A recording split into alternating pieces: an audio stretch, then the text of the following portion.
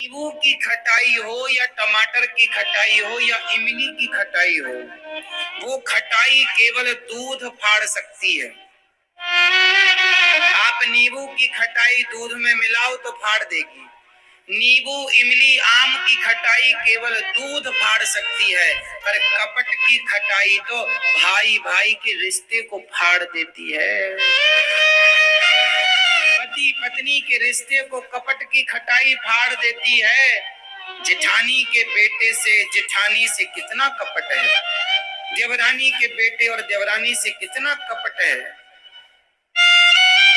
सास अपनी बहू के साथ और अपनी बेटी के साथ कितना अलग व्यवहार करती है। बहू आएगी तो देखना भी पसंद नहीं, और बेटी आए गले लगाएगी, अचार भर भर के देगी, झोले में भर के ले चले चले चले।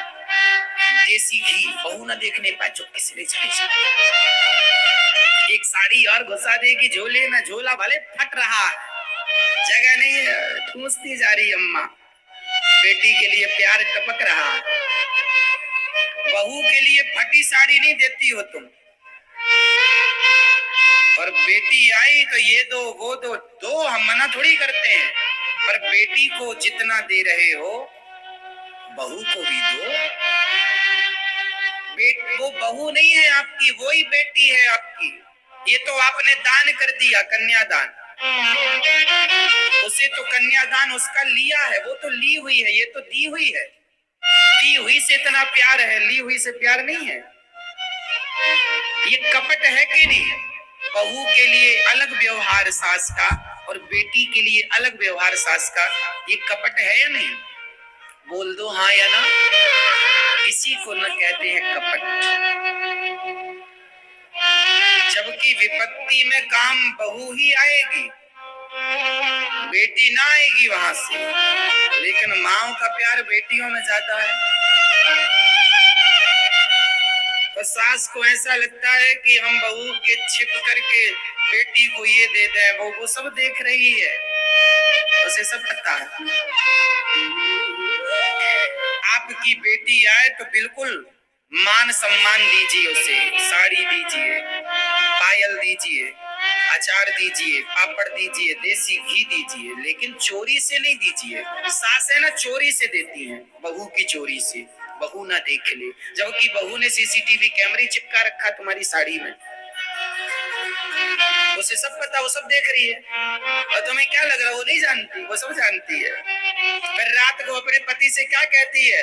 पति बोला जरा अचार लाओ, नहीं है अचार, कहाँ चला गया? तुम्हारी बहन आई थी, पूरा ले गई भर के, तुम्हारी माँ ने दे दिया।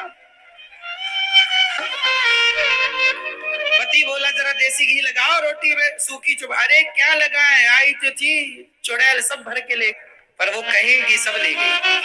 और ये कहने का मौका सासें देती हैं, और ये कपट है। इसे क्या कहते हैं? कपट। ये कपट तो तुमसे छूटा नहीं, और नींबू छोड़े बैठी हो, इमली छोड़े बैठी हो, और कह रही हो संतोषी माता नहीं मिली, अभी 10-20 पीढ़ी ऐसे बैठी रहेगी तो न मिलेंगी। जो छोड़ना है वो आप छोड़ते कहाँ है? है ना मेरी माँ?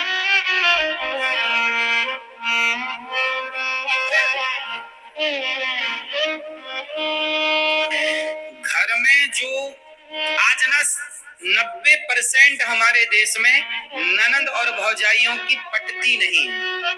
90%, 10% तो बहुत अच्छे से रहती हैं बहनों की तरह, बस 90% हमारे देश में ननंद भौजाई की नहीं ज्यादा पटती, मतलब तालमेल बनती नहीं बनती। क्यों?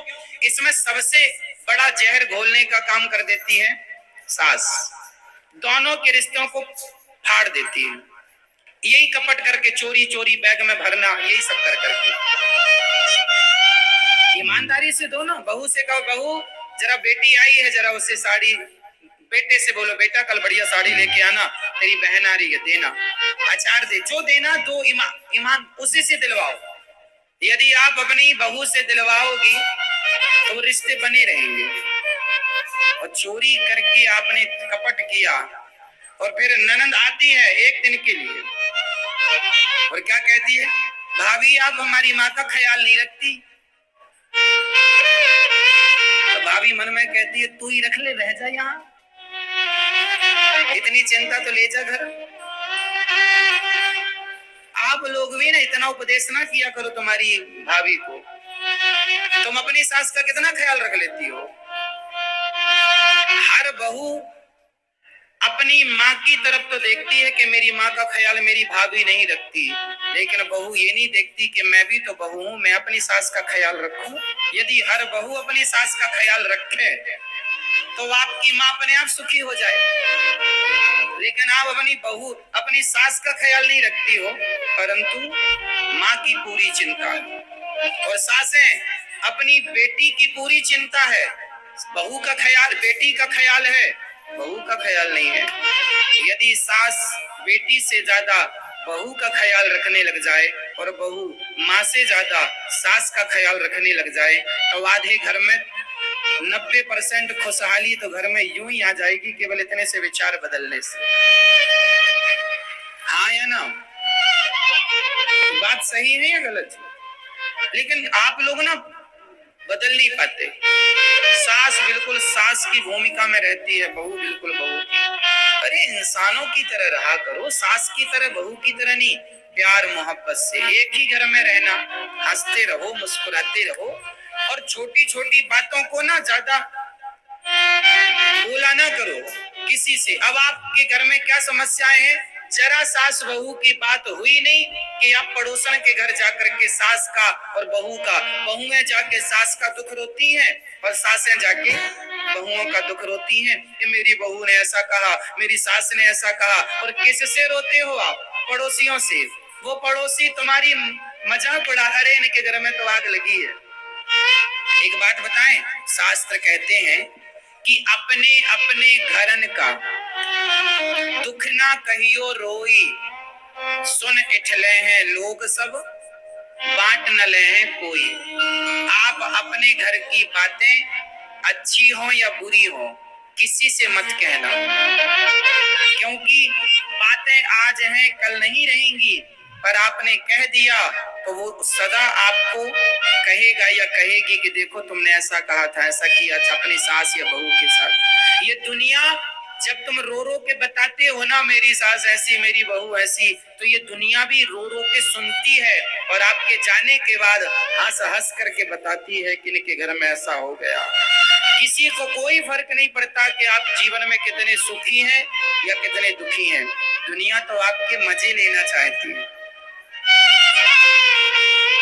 हाँ या ना? इसलिए अपने घर की बातों को अपने घर तक ही सीमित रखा करो। पति पत्नी की बातों को भी किसी से मत शेयर करना। आपका पति अच्छा है बुरा है किसी से मत कहो, आपकी पत्नी अच्छी है बुरी है किसी से मत कहो। किसी से कहोगे तो जमाना आपका मजाक उड़ाएगा, आपकी उस बात को मजाक बनाएगी दुनिया। इसलिए अपनी बातें अपने तक रखो। ये बात सास को भी समझनी है कि आप किसी से घर की बातें ना कहें, और बहू को भी समझनी है कि आप किसी से किसी की बातें ना कहें। एक छोटा सा मैं दृष्टिकोण दे सकता हूं आपको, और वो दृष्टिकोण क्या है, ये